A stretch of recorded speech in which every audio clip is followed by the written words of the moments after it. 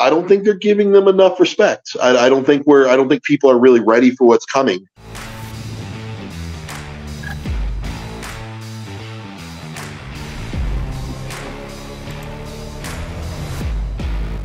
Hey guys, welcome to Talking Strongman. We have the two-time podium finisher at the Arnold's, American log lift champion and record holder, the one and only Bobby Thompson. How are you doing, buddy?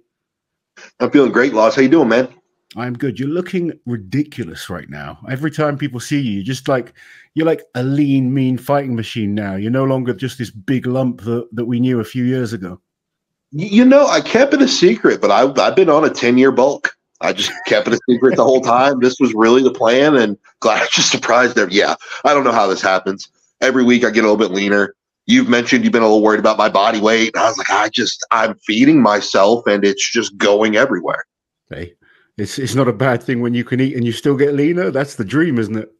That's exactly right. Like, I mean, I say Friday through Sunday, I go through anywhere from 3 to 5 frozen pizzas. I've seen you posting these pizzas, and it's pissing a lot of people off, Bobby. You know, there's guys like me out there trying to lose a bit of weight, and if I look at a pizza, I put 10 pounds on. You know, it's crazy. I've never been this guy. Like, I've always had a lot of muscle. I've always been gifted, even growing up as a kid, but I've never been vascular. I've never been veiny. Like, and it just seems like with the smallest rotations and really what day of the week it is for me. Nathan's really got me mapped out to where I can go, okay, I'm going to look really jacked on Thursday. Like, if I do everything I'm supposed to do, it really is that mapped out. It's fantastic. It's crazy. Absolutely crazy. I love it. And it's great that you're working with Nathan and the results are looking good. I mean, training on the whole has been going really well for the Arnold this year. Obviously, since we've been working together, you've been on the podium at the Arnold's, you won America's Strongest Man. Unfortunately, didn't make the final of Worlds, but, you know, Worlds puts that stupid stones in as the last event, and it seems to be one area we need to work in. But other than that, you've been performing really well, solidified yourself as like one of the top guys in the world at the moment. What's the goals for Bobby Thompson this year? Obviously, I don't want to talk to you as your coach. I want to talk to you so the fans know what Bobby is up to. So it might sound like I'm asking some stupid questions. You know, Laws, it's always been from day one to be better than I was last year, and I've continuously done that. I'm constantly moving up places. I've lost weight and moved up places. Now it's hard to, as far as this year, it's simple. I want to continuously get better, and this year is going to have to be more of a slingshot in terms of getting better versus kind of my gradual upgrade it's been, because we've got Martins back. We've got Thor back. I have more pressure than ever to solidify that spot as one of the best in the world. And this would be a real easy year for some guys to get pushed down the rankings. Yeah, this is going to be a brutal year. I mean, when you look at it, we've got 5 World's Strongest Man competitors in there. We've got like Evan Singleton. It's his first time at this competition. You're a 2-time podium finisher at the Arnold's. I mean, it is a stacked competition.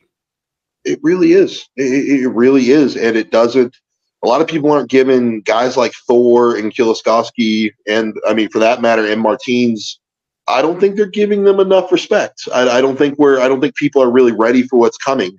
I think everybody expects a Thor or Martins to lead with spectacular points on 1 or 2 events, when I think we're going to see both of them fighting for second place on most events, and I think it's going to be on purpose. I think we're going to see something very different out of these guys. I think it's going to be hard for anyone to sort of dominate through the Arnold. There's just too many good guys now. And I mean, Martins is never a dominating guy. He's a guy that's consistently placing high, and that's why he's such a great athlete. Same with Mitch, maybe not a guy that comes in and wins every event, but that consistency. But then you've got, you know, someone like Kieliszkowski, who has incredible events and then big weaknesses. And, you know, Thor coming back from injury in his pec, he's going to have some great events. His deadlift's looking phenomenal. I know he's worried about the pressing events. I mean, even Tom Stoltman, we've seen him in incredible form recently, but grip is notoriously not his best thing. So there could be points going up and down all over the place. I think one little mistake is going to cost people big time. I agree wholeheartedly. I also think it's going to be very different seeing the frame. I believe we have frame on day 1. Do we not? We do.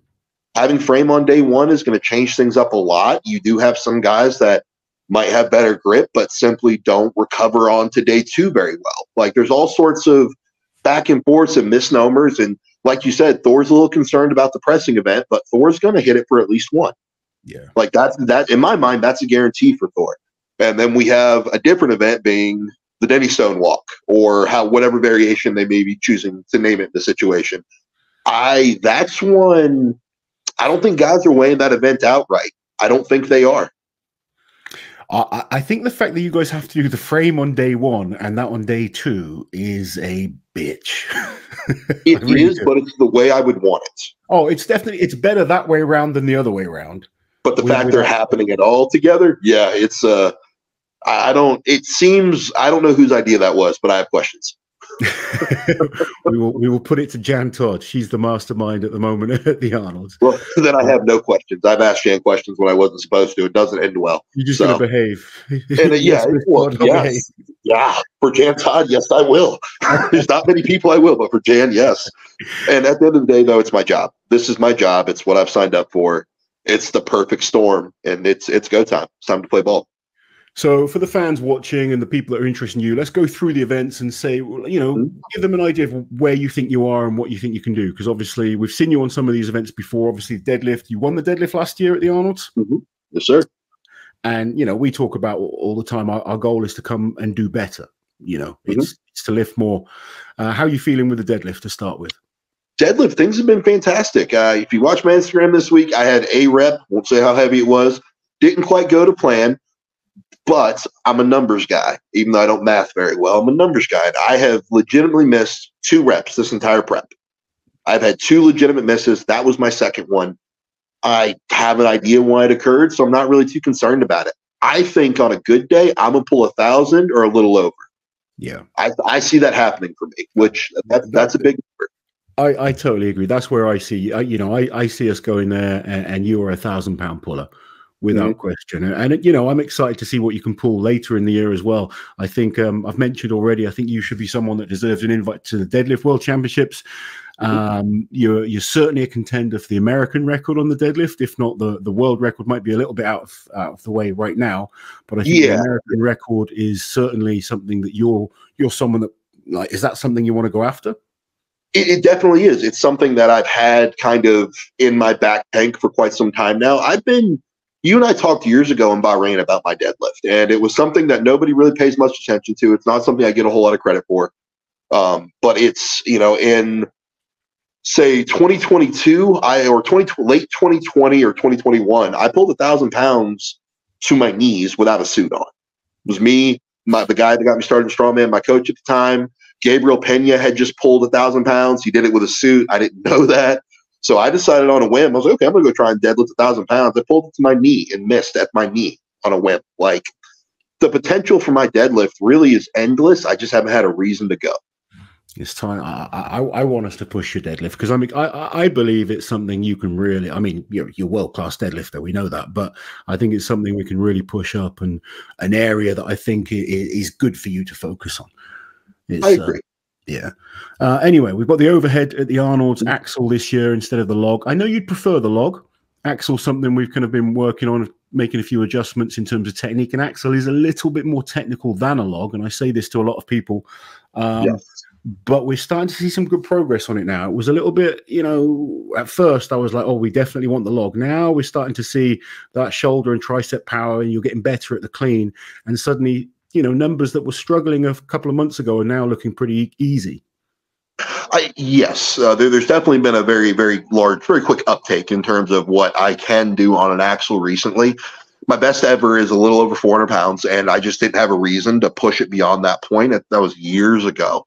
But for whatever reason, recently we have had a click. You made a recommendation for me to move my hands in, which made things harder on the clean. So what I ended up doing is actually cleaning wide, and then for the second clean, I tighten up from belly to chest, and that has made a huge difference.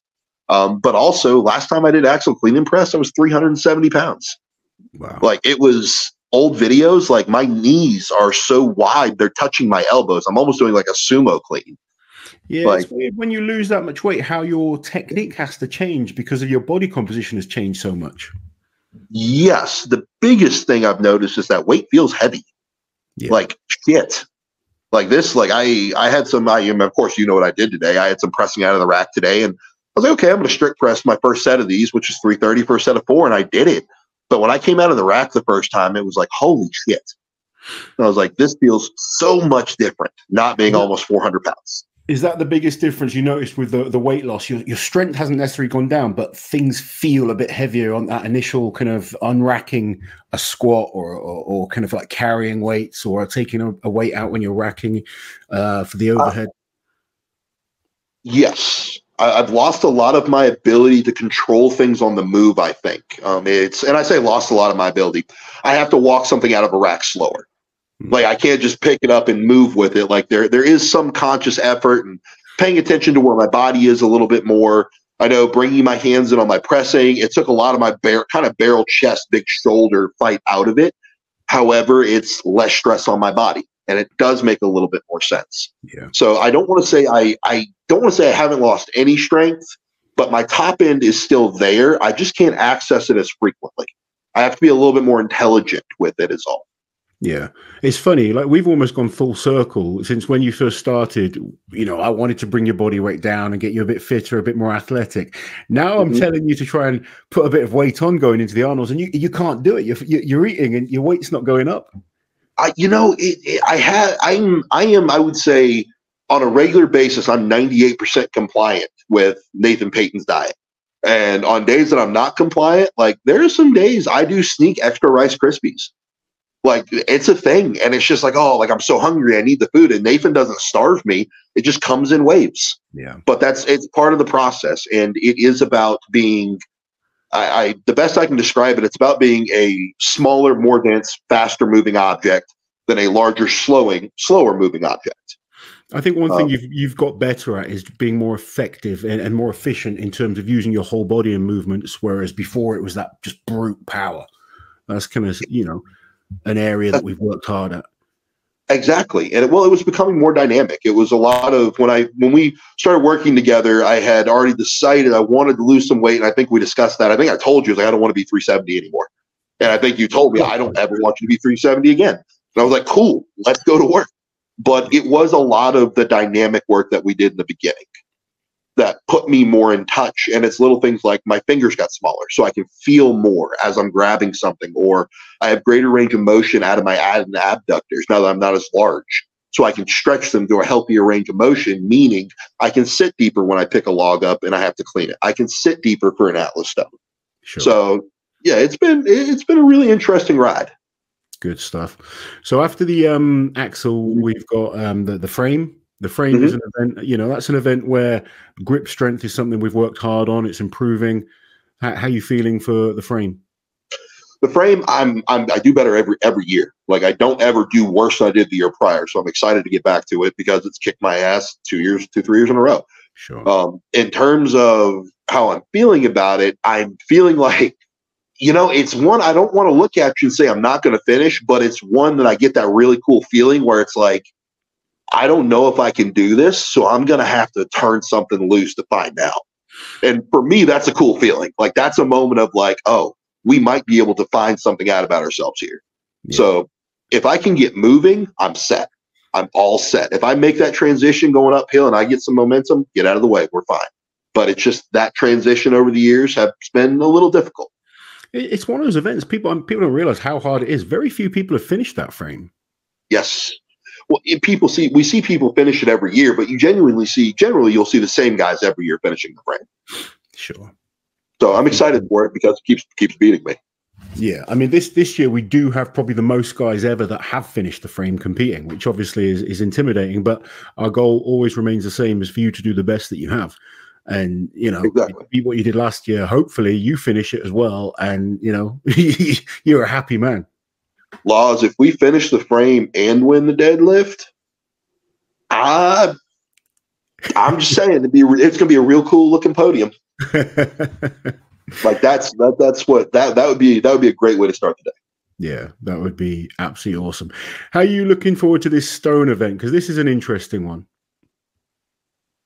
I'm looking more towards it than I have been years past, only because there's some things that are happening. One, my elbows feel great. My forearms aren't in horrible amounts of pain, which is a very new thing. Stones are coming off the ground quickly for me. I'm feeling better with General Atlas stones that don't have nearly as much texture as these stones will. I have some concerns about pressing one of the stones only because we've done that before, and I think it was a little bit of a safety risk just because you can't quite get the stone locked out overhead completely without risk of it sliding out of your hands. Yeah. So getting past that, it's only 275 pounds, not too concerned. 360 stone to, let's see, to a barrel.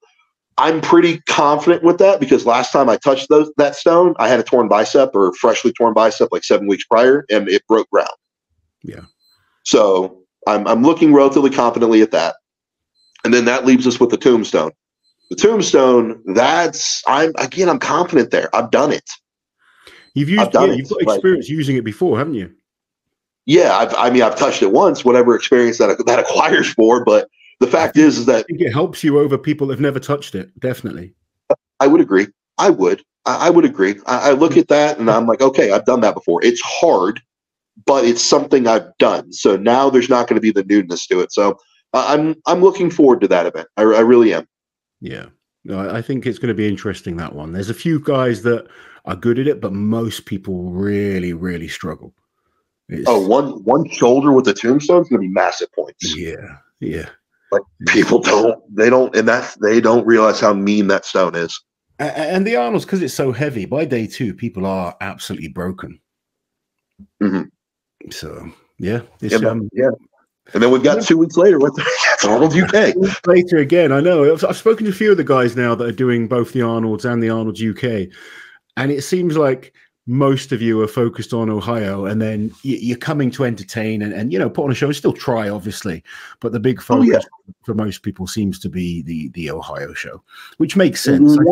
I think the guys that are just doing the UK one, it's a great opportunity for them to like really peak and try to hope that maybe you guys are a bit beat up from that. I agree. I definitely think it's like any other contest where you have guys that are, when you're a primary, and I think you'll understand this, when you're a primary athlete, you're that guy that people call. You're no longer somebody who has to wonder, you're going to get a call, or you reasonably should. When you're that guy, and then you have new guys jumping on the circuit who they pick up random invites, they pick up alternate invites, and they show up, and there is that pressure of, and they're excited because they think they're going to beat you, but then there's the pressure behind you of, I can't lose to this guy. Yeah. Like, no offense, you haven't done the things to beat me yet. You don't get to know. So it's hit and miss. I'm excited because the events are pretty decent for me, and the events actually counteract. They play pretty well together. But my focus is on Ohio. Yeah, like that's my focus. I mean, once Ohio is over, then my focus will be on the UK. There's no reason for me to be focused on UK yet. I'm looking forward to you coming over to the UK and training and getting some just watching you compete in the UK. But obviously I'll be there in Ohio to help you backstage and watch you and Mitch and the rest of them do business. Well, this is going to be my first show you're not commentating. I know. I'm going to be there actually as a coach. It's kind of an odd thing to think about. Yeah. Well, okay. So are you and Liz going to split everybody down the middle, or are you going to actively try and be involved with everyone? Liz pretends. I am the coach. Liz likes to claim that she. I've seen her take pretty good care of Andrea before. She's the boss, but when it comes to the coaching, I am the man. So she knows her place. She knows her. She takes videos. This is the only time I can say she knows her place. Okay. Oh God. I'm just saying, I've seen her work with Andrea pretty well at the Arnold. She's a good kind of bag bitch for Andrea. Okay, yeah, that's totally fair. No, I'm excited because Liz has so much experience of the sport. She knows what. She's not one of those as a partner. She's not annoying. And I know that sounds probably a bit unfair to some people, but my ex, I wouldn't have wanted at a comp with me. No offense to her. It's just she kind of didn't understand the mental side of me being in that zone. Whereas Liz knows to leave me alone or just get me something if I need it. It's not that, oh, are you okay? Do you need anything? That can be a bit annoying. She just knows to leave people alone or when they need a talk or if they just need something. And that's always useful. So she's great in that sense. Well, and with guys like me, and I think Hooper's kind of similar, when we need to be left alone, you just need to leave us alone. Like, Yeah. where I think Hooper's really self-sufficient. Actually, I've watched that. I know I generally prefer to kind of sit and just be away. And so I can imagine for you, it's actually not going to, it's more, your nerves are probably going to be worse than anything else we ask you to do.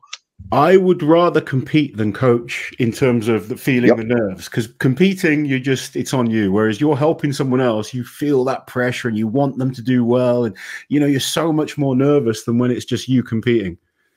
Exactly. I've never had an athlete at the Arnold, but I feel that way with my amateurs. It's like, it's nerve wracking when I'm there. And it's like, just let me do it for you. Just let me go do it for you real fast. It'll be no problem. I know how it's going to go if I do it. There's only one event that I could possibly help you on at the Arnold's. The rest of them, you'd kick my ass on easily. So. I will tag you in for that frame. If you want to go get that frame, Laws, I will tag you in. The problem right now is I think my grip could hold out. I don't think my back and legs could lift the damn thing. It's been interesting. It's probably the hardest frame I've ever used. I can admit that, but it's also just you're excited when you first see it because it's like, oh, it looks cool, and then it's like, oh, it's knurled handles. That's gonna be great, and it's like, oh no, it is like, yeah, it's the knurling on it. Like you have this initial sense of like, oh, this is great, like it sticks right to me, and then you feel the skin start getting long. Yeah. And then it starts peeling off, and it's like, oh shit. It's like, okay, oh, this is day one. Yeah, so that's, man, this is going to be a fun one. This is going to be fun. So we got the Arnolds, we've got the Arnolds UK. They are the immediate focus. What is the other focus for you this year? What should people be looking out for? What do you want to do yourself? What are you looking at competing in? I'm looking right now. I've just got my two invite focuses, which would be the Arnolds. Like that's it. That's all that gets my worry. I would expect to see myself at all major shows this year. I'm expecting to be back at, I haven't received invites, please understand. I'm expecting to be back at the Shaw and expect to be back at the Rogue. It's a Bobby Thompson year. I'm not falling off the train. One of the big things I want to do is just for shits and giggles, take the American deadlift record. I feel like the difference in me doing it now and tomorrow is just that my suit's at the gym. So it's there. So at some point in time, I would just like to do that, given the opportunity to do it at a contest or not. I'm sure lots of fans would love to see you at the Deadlift World Championships. And obviously, we've got the deadlift at the Arnold's, but that's a raw deadlift. There's no suits, not even briefs this year. Once we get this out of the way, we get you back in the suit, and Bobby Thompson's going to be pulling some big numbers in 2024. So if people want to see him, let's get him into Vegas and get him at the Deadlift World Championships. Man, if they'll set it up, they give me the notice and give me the go, I'll start doing the work to be necessary. But gotta wait for that final email to come through. No, hopefully that comes through. I'm sure a big performance at the Arnold, and people are going to be watching you. Obviously, we've got World's Strongest Man as well. Is that something you kind of want to be back at this year? I always enjoy going to Worlds. I do enjoy it when I'm there. I have some thoughts on kind of the way the contest lays out a little bit. I would like to get the invite, but of course, when the invite comes through, I think I can't talk to you about this now because you're not my coach at this very second. But invites come through, you got to sit down with your coach. You got to have the conversations. Got to make sure we're healthy.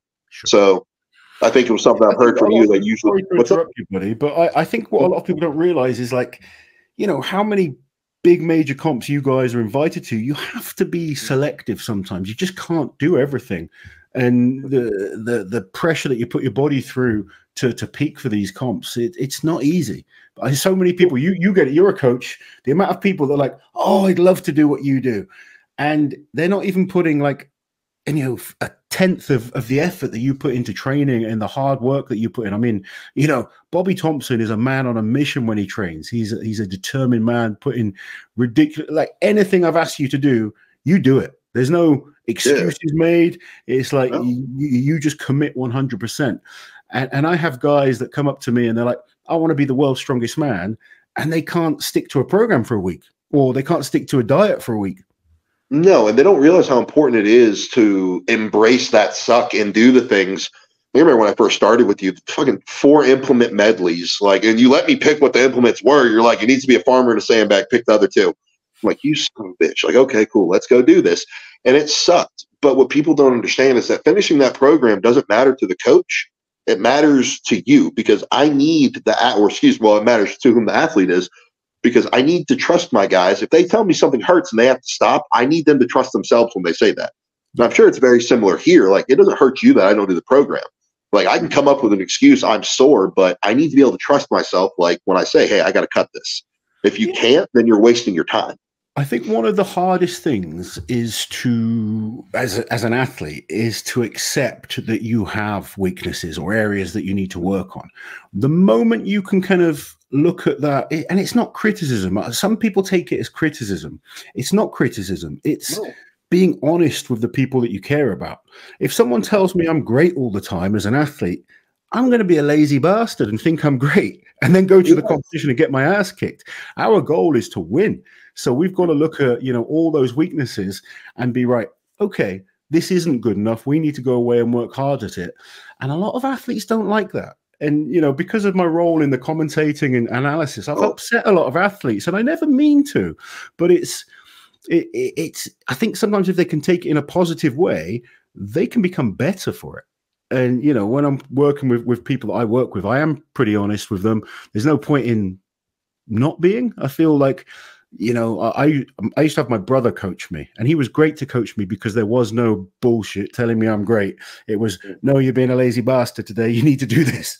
And you gotta it made me go away and work hard and try and be better at things I wasn't so good at.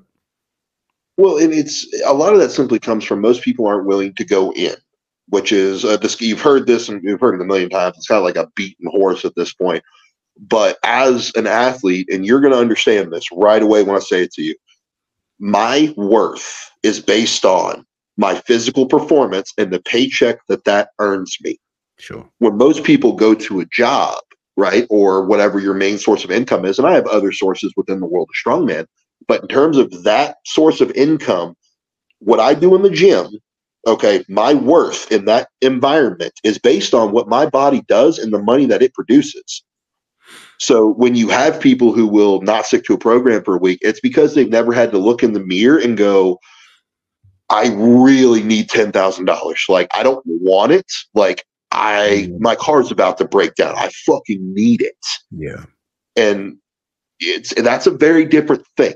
That's a very, very different thing. And not all guys are in that situation, but most people aren't. And most people require that to do anything like this. Yeah. Yeah. Well, I know how hard you work, buddy. It's always impressive to see. I think people watching probably think pros are going to be 100% all the time. We all have off days. It's just normal, but we're all human. But if you want to get to that level of these guys, you do need to put a lot of hard work in. Even like, people see Mitch, and Mitch is very different to a lot of athletes. But when he trains hard. And, people forget that side of things. Hafthor he's away in Iceland right now.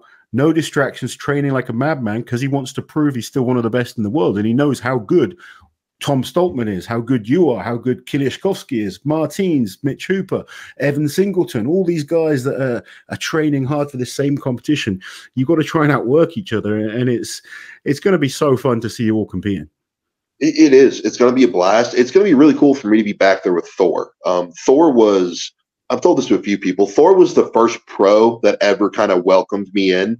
Arnold was my first big contest, and it was Thor first, and then it was Jerry Pritchett in that order. Thor was the first one of the pros to kind of come up to me and speak to me and introduce himself. And I was like, oh, shit, cool, I'm in. And then when we were leaving, we had to walk from where the night show was for bodybuilding or to get to the bus. It was a little bit of a walk. He comes up next to me. He's like, how'd you do? And I was like, yeah, you were at the other end of the line. You didn't see my guys come out for the award ceremony. And I looked up, I was like, man, I took ninth. And he put his arm over my shoulder and said, did better than I did my first time. And then he walked away. And that was it. But so for me to go to that, then come back as an alternate podium, and then he was the first guy to congratulate me after I shouldered the tombstone. Like, he showed up back there behind the benches, and he was the first guy to come say, hey, good work. That's so for me to get back there with him, it really is kind of a full circle moment. So that's pretty cool to see him again. Yeah, I think a lot of strongmen and strongman fans are looking forward to that. I think it's good for the sport. I Right, Bobby, agree. I said I wouldn't keep you too long with this chat. I just wanted to have a chat with you before the Arnold so people can see what you've been up to, know that you're training hard, and know that you're a man on a mission this year. Thank you very much for joining us, and we'll catch you soon, buddy. Take care. Thanks for having me, Laws. Appreciate it.